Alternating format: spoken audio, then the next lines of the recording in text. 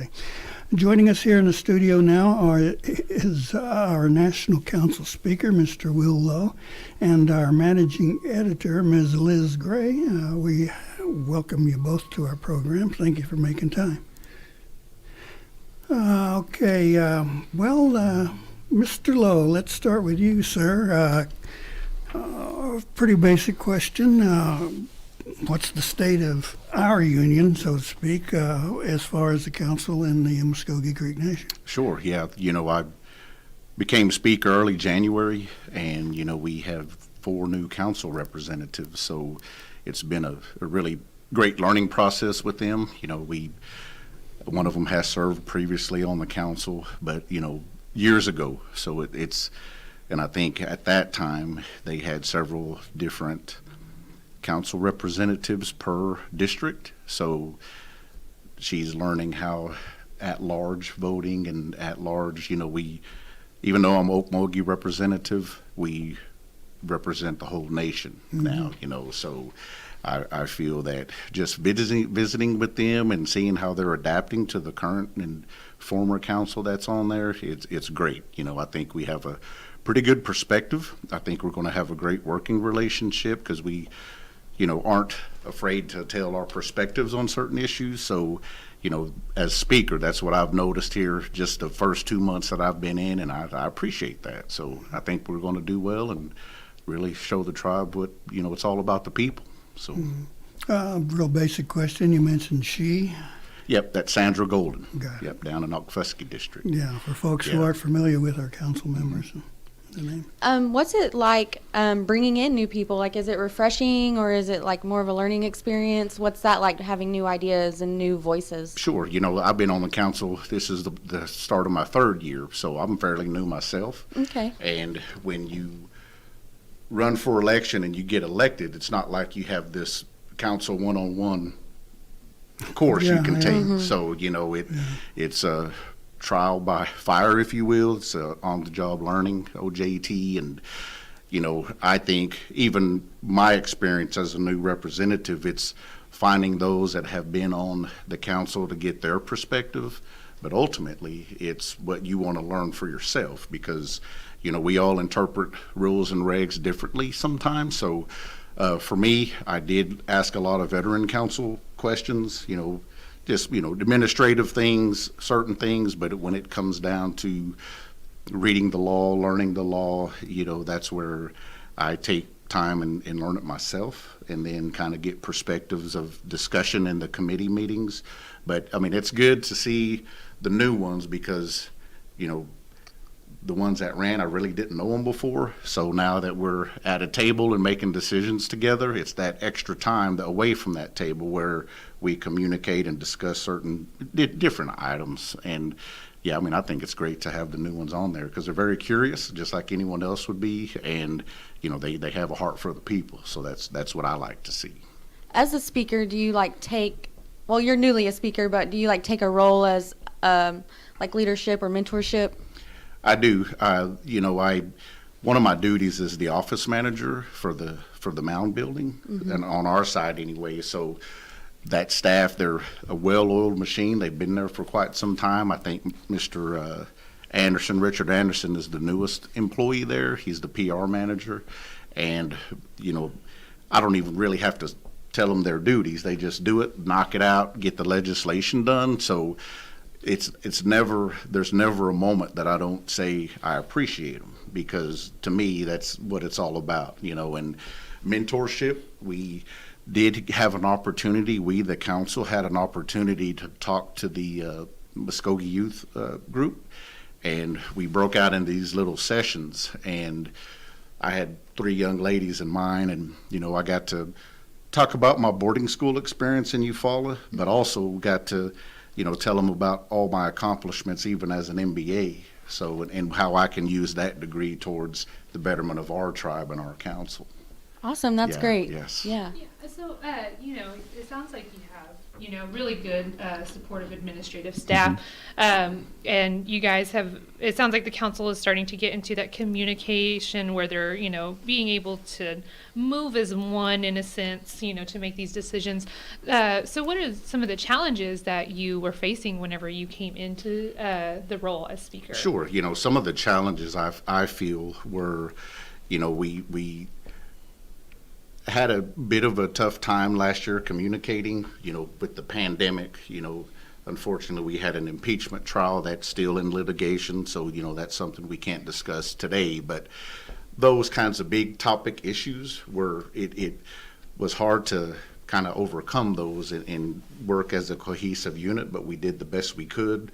Just like anyone else, we all learn how to communicate with Zoom. So sometimes you communicate and discuss group issues, but you're looking at a black screen with a name on it, so it's hard to read mannerisms, and how it is I feel with this particular group.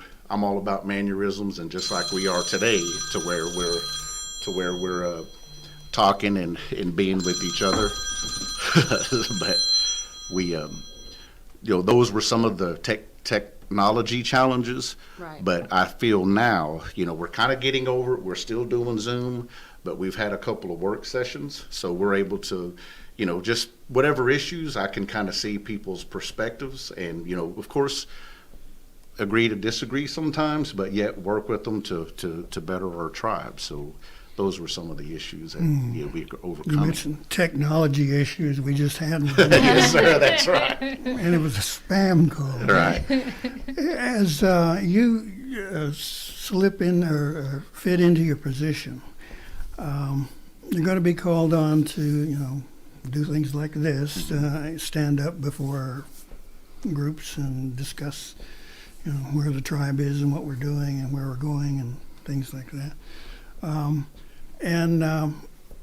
People are interested, and of course, in the internal workings. Now, one thing I do have to do is you mentioned the impeachment, and I know we can't discuss that particular case, that trial, but we had not run into that issue before with the council. So, how do you guys deal with it? As Yes, sir. This being the very first one, and it's a historical issue with our tribe and in our long existence. So, again, with anything, it was a very, very hard learning experience, and our attorneys have it right now, and I know the gentleman is no longer on the council, but it still proceeds and is with the Supreme Court at this moment. But those were just learning issues that I'd rather not have to experience. But when we take our oaths, we swear to uphold our Constitution. So that's what I do every day when I show up for work. It's tough decisions, but we have to uphold our Constitution and keep our people's best interests at heart. I felt like there was like a lot of separation, like choose sides. Was that something that you felt you struggled with?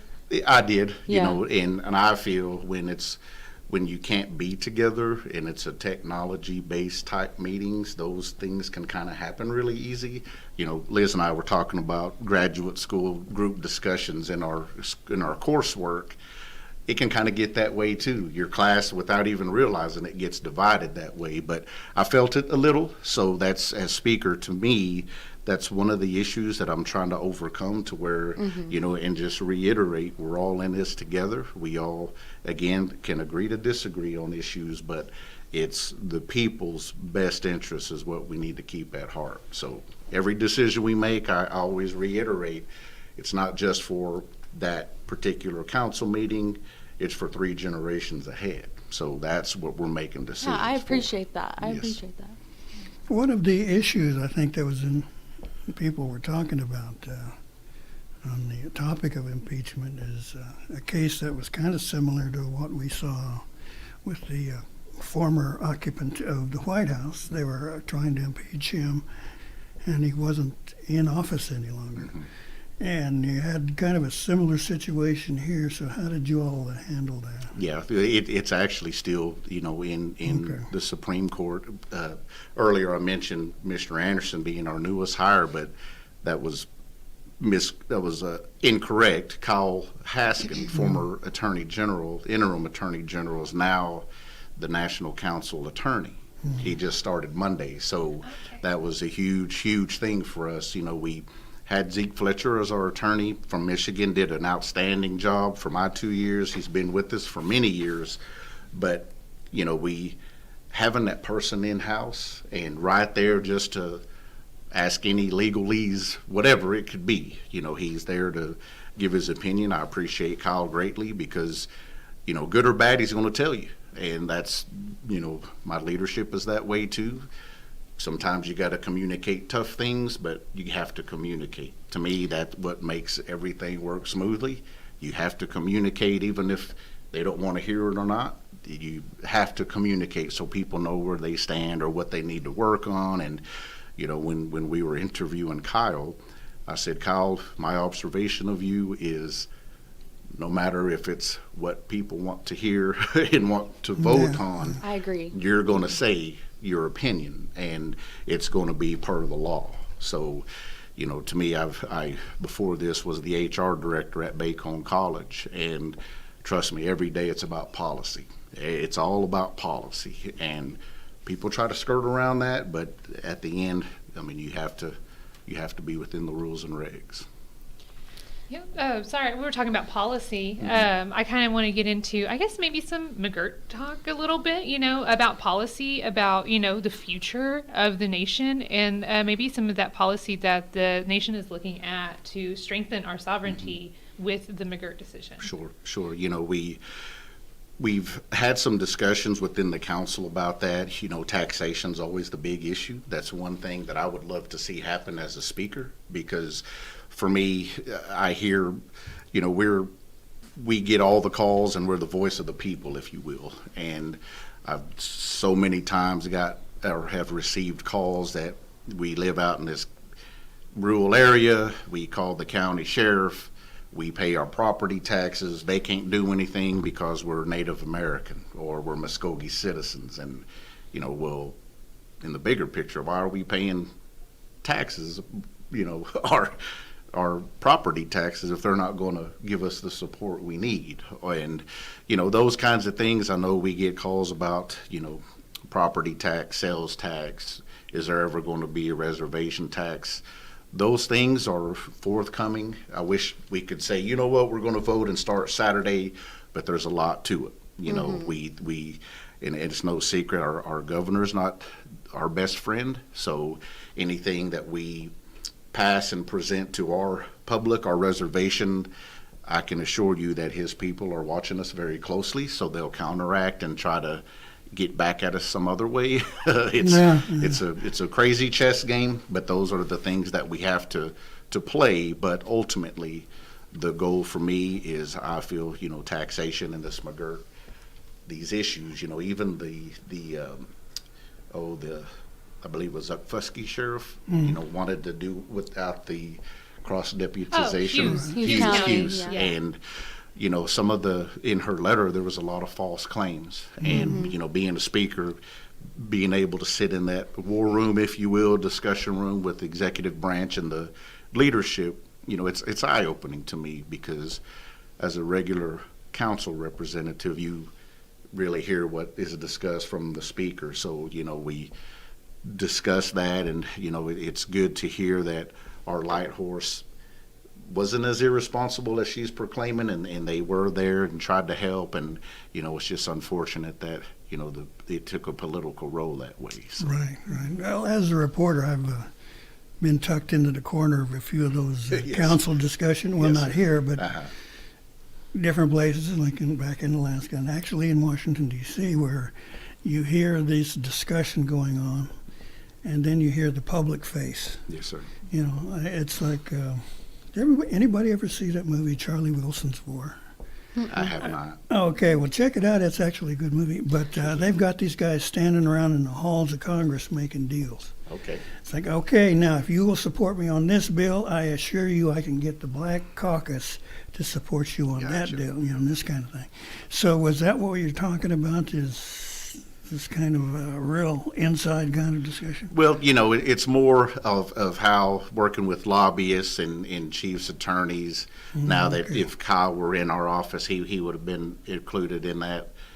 How do you respond properly? And our thing is when people are ugly, you don't give it and be ugly back to them. You show professionalism, and I think as a tribe we do that every day. And we're not going to get into a name calling and crazy contest that way. We'll simply answer the claims and show that we are here for public safety and the betterment of our people, Oklahoma reservation altogether. So to me it was good to hear that everyone had a unison on that front of answering the Hughes County Sheriff's letter. Right. I believe it's called diplomacy. There you go. Yes, sir. I Best know I way. saw a definition of diplomacy once that said diplomacy is the art of telling someone to go to hell Right. Yes, sir. in a way that they will look forward to taking the trip. Definitely. Well said. I appreciate that. That's a good one. It's kind of shameful, on some other people's part, because I feel like we're coming from a good place. You know what I'm saying? Like we're trying to make all these agreements and working collaborations for the betterment of everyone. You know what I'm saying? So it's kind of like almost painful to my heart. I'm like, hey, don't do this, And guys. we've, Yeah. the tribes in Oklahoma have been partners with the state, Sure, for decades and decades, and the state's benefited off of tribal nations for decades and decades, over 100 years, and so Supposedly. now it's like, now that it feels like they don't have a head in the game and it's equaled out. Yep. It's kind of, the tone has changed on the partnership. And Sure. so that's kind of what I've witnessed over these past couple of years Yes, since ma'am. the decision. My background is cultural tourism, so I would travel with the state of Oklahoma to several states. We went over to Europe a few times, and we were sitting in Berlin, Germany, and we had these tourism sales, and it wasn't Oklahoma selling anything in the state. It was Native American culture. And what you'll see on the 39 tribes here in Oklahoma, you're going to get this big Native experience. And me being the only Native representative there, it was great to, I was always called on to talk to these travel agents because, even back then, they were capitalizing on tribal business. So then we finally started capitalizing ourselves on cultural tourism. But now that our reservation is established, you're exactly right. They're worried about we're on the same playing level now. We have the same equipment, if you will. So Was Chief Hill said the governor was used to sitting at the head of the table, right. and now the table is round. Yes, sir. That's exactly right. Speaking of Governor Stitt, as I think we probably should, our situation and relationship with him has just really deteriorated. Gone downhill. It's like almost right off the bat he started a campaign dealing with the revenues from gaming. His appointed tribal liaison resigned on him. Said, "No, you're not listening to anything." And then we've seen several other cases where it's like, "No, man, you're trying to tear away sovereignty from the tribes, and guess what? That's embedded in federal law. I mean, you don't make treaties with races. Sure. You make them with countries and government." Well, anyway, we've gone through all of that, and now he's running for re-election. And, of course, three of the tribal leaders said, no, we're going to go for whoever else, Yes, but sir. not you. Yes, sir. And we've got a situation now where I believe he was including his membership in the Cherokee Nation. And saying, "Oh, well, I'm an Indian too, so I know what's going on." Who ain't Cherokee, though? Yeah. Yeah. And say, well, you may be, but you're Cherokee in name only. Sort of like the Republicans in name only rhinos. And so what is your assessment now of him, his administrative style, where he wants to go, and possible dangers that Sure. that it poses? Yes, sir. He's very vocal. Even his State of the State chief, second chief, and I went up there on behalf of Speaker McCall to hear it. And he, of course, downgraded McGirt, said we need to overturn it, this and that. But one thing that I will say, on his first ticket, he did run as a tribal citizen, got tribal backing. We see people's true colors when they get in positions. I always tell people, watch out who you never burn bridges, because you never know who your boss will be, right? So always be good to people, regardless of how bad they are. One thing that I really did enjoy seeing, and unfortunately the weather stopped the actual gathering of it, the United Indian Nations of Oklahoma, Kansas, and Texas, they had scheduled an event at River Spirit. I want to say it was last Thursday, but it was the Warrior Up and Vote. So it was and they did a really good virtual seminar. To me, it's not the same. I mean, I would have loved to seen a lot of those folks in person and visit and just show the unity of all these tribes there. And the other great thing was at River Spirit to show Mvskoke Nation's support in this, that we believe in it so much that we'll host it. And, the whole discussion was, the whole Governor Stitt's going to run again. He doesn't have our best interests at heart. So the way we can overcome his leadership is to encourage every Native citizen to vote, because those that don't think it's important, it's very important to vote. My first, I guess in my election, we had 3 elections, right? And first one was thrown out, but I won by 3 votes.